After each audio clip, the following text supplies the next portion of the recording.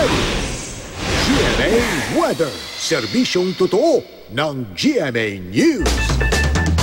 Naku mga kapuso, kung maalinsangan po ang panahon kahapon, inaasahan pong mas magiging maalinsangan pa ngayong araw sa Metro Manila at magpapatuloy na po ito hanggang weekend. Sa heat index o init factor forecast po ng Pag-asa, posibleng umabot hanggang 40.7 degrees Celsius ang init factor bukas.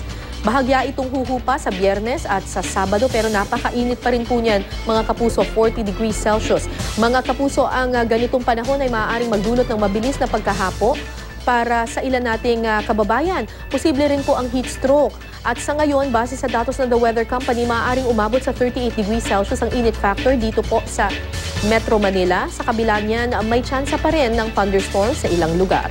Maayos na panahon naman po ang babati sa iba pang bahagi ng bansa, maliban na lamang po sa mahihina hanggang minsay katamtamang ulan na maaaring maranasan sa Palawan ngayong umaga. Thunderstorm ang aasahan naman po mula tanghali sa ilang panig ng Northern Luzon, maging sa Visayas at sa malaking bahagi po ng Mindanao. Mga kapuso, umaalma po ang ilang magsasaka sa Bulacan dahil sa umano'y pansamantalang pagputol sa kanilang patubig o irigasyon mula sa Angat Dam. Ayon sa National Water Resources Board o NWRB, ang nasabing hakbang ay rekomendasyon ng National Irrigation Administration habang hindi pa raw tag-ulan.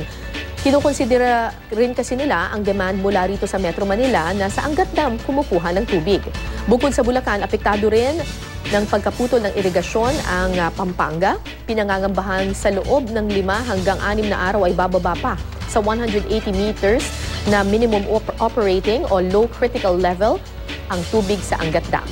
Ngayong umaga, nasa 181.48 meters ang water level sa nasabing dam na bahagyang mababa kumpara kahapon. Yan ang latest mula sa GMA Weather. Magplano para sigurado, I am ready. Serbisyong totoo ng GMA News.